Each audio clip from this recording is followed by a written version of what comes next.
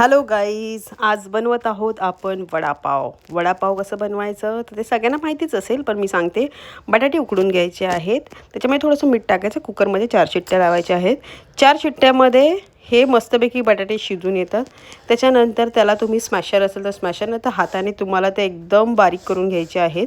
हे बघा, अशा पद्धतीने तसं आम्ही करत आहोत. ते एकदम स्मॅश झाल्याच्यानंतर एक पण त्यात असं जाड असं राहायला नाही पाहिजे, एकदम बारीक व्हायला पाहिजे.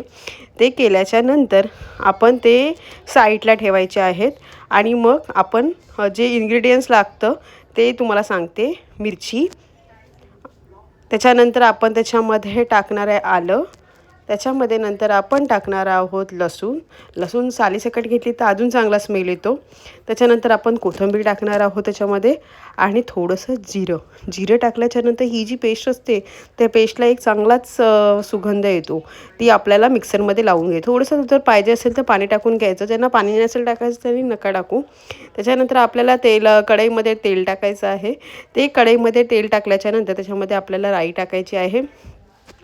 आणि राई टाकल्याच्यानंतर तुम्हाला ती पेस्ट टाकायची आहे.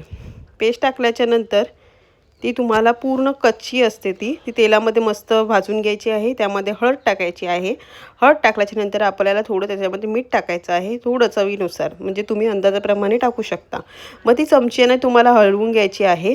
जो चुरा लागतो तो आपण पहिले फ्राय करून घेणार आहोत.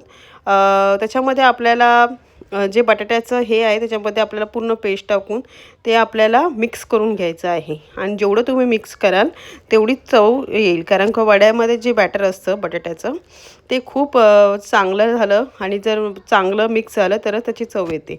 अशा प्रकारे ते आपल्याला गोल करून घ्यायचे आहेत.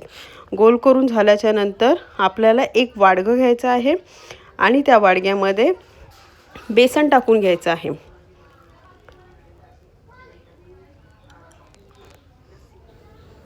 बेसन टाकल्याच्यानंतर आपल्याला हळद टाकायची आहे, आणि त्याच्यामध्ये थोडंसं मीठ टाकायचं आहे, आणि कॉर्नफ्लोअर टाकायचं. कॉर्नफ्लोअर टाकल्याने अजून एकदम मस्तपैकी कुरकुरीत होतो. आपल्याला सोडा टाकायची गरज नाही, लागेल तेवढं पाणी टाकायचं आहे.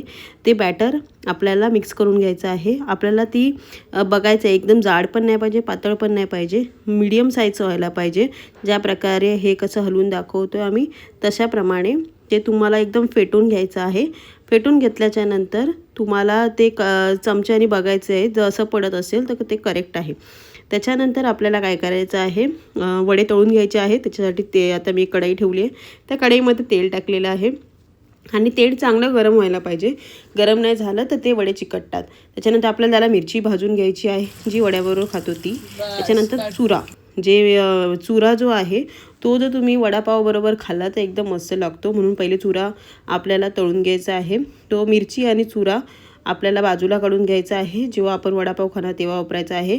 ह्या बॅटरमध्ये जे आपण छोटे छोटे पेढे केले होते आपल्या बटाट्याच्या भाजीचे, ते आपल्याला तेलामध्ये आता सोडायचे अलगदप्रमाणे. आणि तेल हे गरमच असलं पाहिजे, कारण कमी गरम तेलामध्ये ते चिकटतात. तर हे अशा प्रकारे आपण एक एक करून सगळे आपण वडे तळून घ्यायचे आहेत.